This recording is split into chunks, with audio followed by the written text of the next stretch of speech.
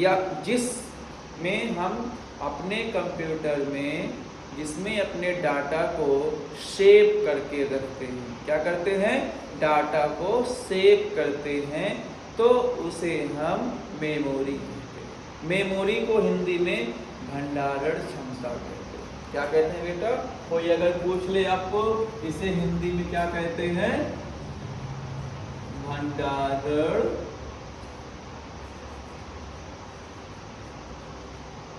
क्षमता, storage. Memory को हम लोग स्टोरेज भी बोलते हैं। समझ आया?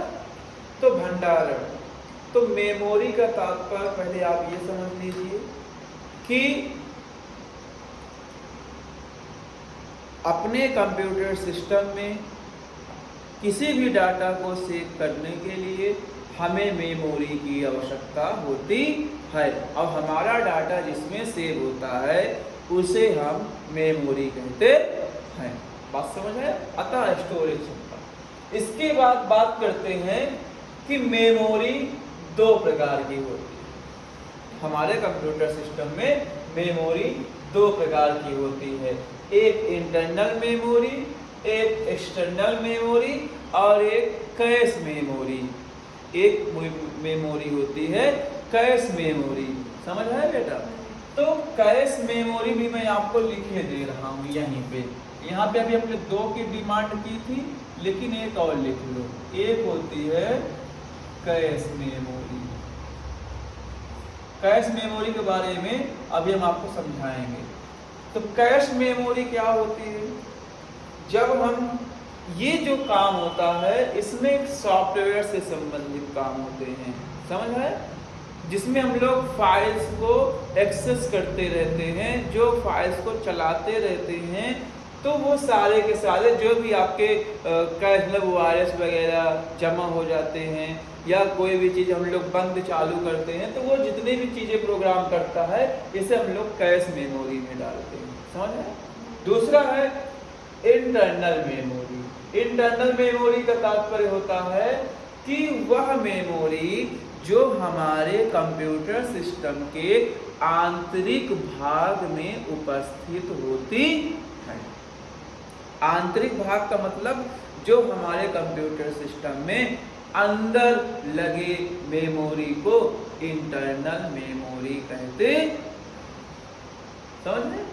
तीसरा है एक्सटर्नल मेमोरी। एक्सटर्नल मेमोरी का तात्पर्य अतः वह मेमोरी क्षमता जो हमारे कंप्यूटर सिस्टम के बाहरी भागों में इसका प्रयोग किया जाता है।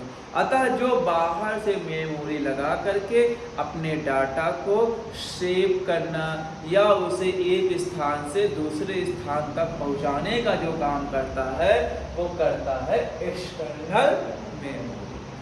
समझ है? तो एक्सटर्नल मेमोरी का अगर बात करते हैं तो एक्सटर्नल मेमोरी मैंने पहले आपको समझाया है कि वह मेमोरी जो हमारे कंप्यूटर सिस्टम के बाहरी भाग में लगाई जाती है, जिससे हम लोग अपने डाटा को सेव कर या डाटा का ट्रांसफ़र कर एक स्थान से दूसरे स्थान तक पहुंचाते हैं, तो ऐसे मेमोरी को हम लोग एक्सटर्नल मेमोरी अथवा बाह्य मेमोरी कहते। बात समझ में आया? ठीक, क्लियर? इसके बाद एक्सटर्नल मेमोरी का जो तात्पर्य है ये हमारा आ जाता है डीवीडी रोम ड्राइव, रोम में pen drive, hard disk, floppy disk. Hard disk जो कंप्यूटर सिस्टम में अंदर भी लगा होता है और इसी प्रकार का एक एक्सटर्नल हार्ड डिस्क बाहर से भी लगा होता है। मान लेते हैं कि आपके कंप्यूटर सिस्टम में केवल 320 GB की हार्ड डिस्क लगी हुई है, तो आपका डाटा उसमें सेव नहीं हो पाता है, तो आप एक और हार्ड डिस्क बाहर से, जिसे एक्सटर्नल हार्ड डिस्क का नाम दे करके उससे हम कंप्यूटर को कनेक्ट करके अपने डाटा को उसमें सेव करके रख सकते हैं। बात समझ आई? कभी भी अगर हमें आवश्यकता पड़ती है या कभी बाय चांस आपकी हार्ड डिस्क खराब हो जाती है, तो वो हार्ड डिस्क में आपका डाटा सुरक्षित रखा रहता। ठीक है, जिसे हम एक स्थान से दूसरे स्थान तक ले जा सकते हैं। इसी प्रकार एक आता है पेन ड्राइव। पेन ड्राइव जैसे थंब की तरह होता है, एकदम आप लोग देखे भी होंगे। पेन ड्राइव छोटा सा रहता है, रेड कलर में, हरे कलर में आता है। तो पेन ड्राइव का काम भी बाहरी, ये भी एक हमारा कौन सा मेमोरी है, एक्सटर्नल मेमोरी है। ठीक है, एक्सटर्नल मेमोरी है जिसका प्रयोग हम लोग डाटा का आदान प्रदान करने के लिए करते हैं। समझ आए? जिससे हमारे इस कंप्यूटर सिस्टम से डाटा को निकाल करके किसी दूसरे कंप्यूटर सिस्टम में डाटा को प्रवेश करवाना है तो pen drive, hard disk, DVD ROM drive, CD ROM drive and floppy disk का प्रयोग करते हैं। बात समझ आए? इसके बाद हम लोग बात करते हैं इंटरनल मेमोरी में दो मेमोरी होती है, एक प्राइमरी मेमोरी और एक सेकेंडरी मेमोरी। प्राइमरी मेमोरी का तात्पर्य होता है मेरे बच्चों जो हमारी प्राथमिक मेमोरी होती है, अतः वह मेमोरी जिसमें हम अपने कंप्यूटर सिस्टम के प्राथमिक कार्य के लिए प्रयोग करते हैं उन्हें प्राइमरी मेमोरी कहते हैं। इन मेमोरी में हम किसी बाहरी डाटा का आवागमन नहीं कर सकते हैं। ये कंप्यूटर सिस्टम में अपने सॉफ्टवेयर से संबंधित, अपने स्पीड से संबंधित या अपने कंपनी के डाटा से संबंधित ही ये रहते हैं। इसमें हम ज़्यादा इसमें फेर बदलाव नहीं कर सकते हैं। ठीक है, इसी प्रकार सेकेंडरी मेमोरी क्या होती है कि वह मेमोरी जिसमें हम अपने उपयोग से संबंधित डाटा को रखते हैं उसे हम सेकेंडरी मेमोरी कहते हैं। बात समझ आया? इस जैसे सेकेंडरी मेमोरी का मेन उदाहरण आप देखते हैं तो फ्लॉपी डिस्क भी है, हार्ड डिस्क भी है और सीडी रोम ड्राइव भी है। तो इसका जो मुख्य उदाहरण है floppy disk, hard disk, pen drive, CD DVD ROM drive. बात समझ आया बेटा? ठीक है, तो यही आपके एक्सटर्नल और इंटरनल दोनों में काम आ जाते हैं, लेकिन पेन ड्राइव हम इंटरनल में प्रयोग नहीं करते हैं। पेन ड्राइव सदैव बाहरी कार्यों के लिए किया जाता है। बात समझ आया? क्लियर? इसके बाद अब प्राइमरी मेमोरी में सबसे पहला मेमोरी जो आता है वो आता है रैम, फिर आता है रोम। रैम का पूरा नाम है रैंडम एक्सेस मेमोरी। यह 4 प्रकार के होते हैं। कितने प्रकार के होते हैं बच्चों? 4 प्रकार के होते हैं, जिसे S RAM, SD RAM, DDR2, SD RAM and DDR3 SRAM आदि। ठीक है, इसके बाद बात करते हैं रोम में। तो रोम का तात्पर्य होता है रीड ओनली मेमोरी। ठीक है, अभी हम इसको आपको हर एक step by step, class by class पढ़ाते चलेंगे। तो रोम भी हमारे 3 प्रकार के होते हैं। एक होता है पी रोम, एक होता है ईपी रोम, एक होता है EEP रोम। समझ आया? तो जिसका पूरा नाम अगर हम लोग आपको बताते हैं कि अगर कोई आपसे पूछ ले कि बेटा ये बताइए कि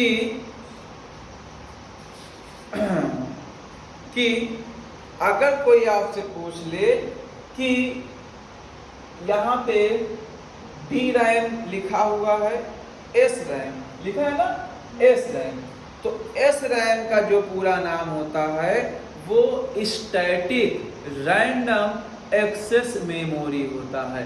एस रैम का पूरा नाम क्या है? स्टैटिक रैंडम एक्सेस मेमोरी होता है। दूसरा है आपका SD RAM. SD RAM, SD का तात्पर्य होता है आपका स्टैंडर्ड ऑफ, ये जो SD रैम है ये आपका इसका पूरा नाम होता है standards of stenographers SD RAM. ठीक है, ठीक।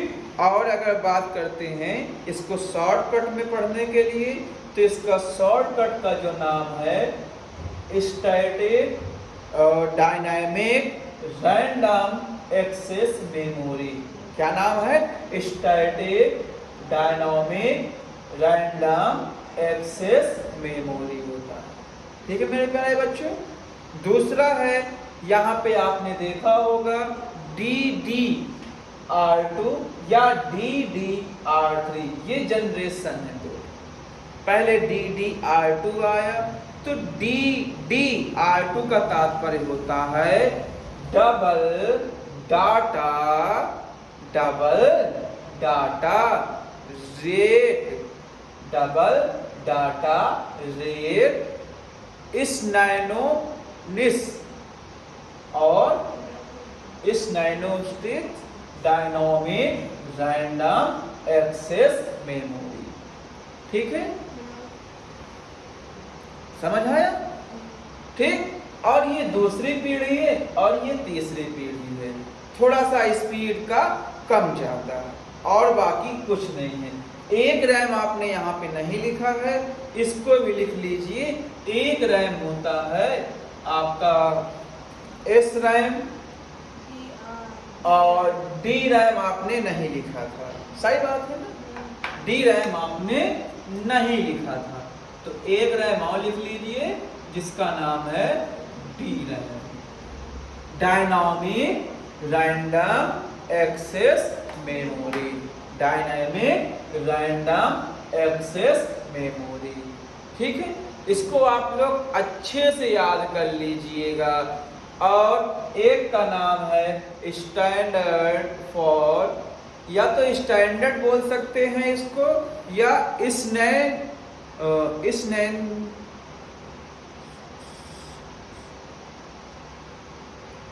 स्नैनक्रोस रैम बोल सकते हैं। स्नैनक्रोस। ठीक है, तो स्नैनक्रोस ना बोल करके हम इसे स्टैंडर्ड्स बोलेंगे। ठीक है, standards dynamic random access memory. ठीक है, और इसका मतलब है double data rate standards dynamic random access memory. तीसरा है फिर यही double data rate 3 static random और मेमोरी। ठीक है, अब यहाँ पे बात करते हैं रोम के बारे में। तो रोम का पूरा नाम होता है रीड ओनली मेमोरी। क्या होता है मेरे प्यारे बच्चों? Read only memory. ठीक है, अब इसमें हमारे पी रोम का मतलब होता है प्रोग्रामिंग रीड ओनली मेमोरी। ठीक है, जिसमें हम लोग प्रोग्राम करते हैं। क्या करते हैं? प्रोग्राम बनाते हैं। तो प्रोग्रामर रीड ओनली मेमोरी। फिर ईपी रोम का मतलब होता है erasable programmer read only memory. ठीक है, erasable programmer read only memory. ठीक है मेरे प्यारे बच्चों। इसके बाद जो अगला है वो है इलेक्ट्रॉनिक। क्या है? Electronic erasable programmer read only memory. ठीक है, कैश मेमोरी का मतलब होता है कि जब आप कंप्यूटर में कार्य करते हैं तो उसमें कोई ना कोई डाटा को सेव नहीं करके रखता है। ये उसके गलतियों को इकट्ठा करता रहता है और फिर समय आने पर उसे हम लोग डिलीट कर देते हैं। एक टेम्परेरी मेमोरी की तरह ही यह कैश मेमोरी काम करता है। और इसका मुख्य कार्य होता है हमारे कंप्यूटर सिस्टम के सॉफ्टवेयर में हेर फेर बदलाव करना। जैसे अगर कोई अपडेट आता है तो जब हम अपडेट करते हैं तो उस समय वो मेमोरी कैश मेमोरी में होती है। जब अपडेट कंप्लीट हो जाता है तो उसके बाद हम उसे पुराने वर्जन्स को डिलीट कर देते हैं, वो फिर हट जाता है। बात समझ आए? समझ आया? ये टेम्परेरी मेमोरी होता है, समझ आया? इसके बाद मैंने आज आप लोगों को इतनी चीजें बताया। इसमें से अगर आपको जो चीजें समझ ना आए तो उसे आप हमसे पूछ सकते हैं। एक बार फिर समझ लीजिए, कंप्यूटर मेमोरी तीन प्रकार के, कैश मेमोरी या temporary memory, internal memory, external memory. Internal memory के दो भाग होते हैं मेरे प्यारे बच्चों, प्राइमरी मेमोरी एवं सेकेंडरी मेमोरी। ठीक है, प्राइमरी मेमोरी में रैंडम एक्सेस मेमोरी रैम और रोम पाए जाते हैं, जिसे रीड ओनली मेमोरी कहा जाता है।